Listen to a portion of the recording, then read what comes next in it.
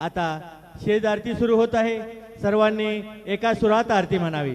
अभी शेज आरती शुरू हो रही है, आप सब एक सुर में आरती गाइए। श्री सच्चिदानंद सद्गुरु साईनाथ महाराज की जय। ओवाळू आरती माझ्या सद्गुरुनाथा, माझ्या साईनाथा। वाचा हे तत्वांचा दीप लाविलाता, निर्गुणाची स्थिती कैसे आकाराले बाबा आकाराले। सर्वा घटे भरून उरले साई माऊले।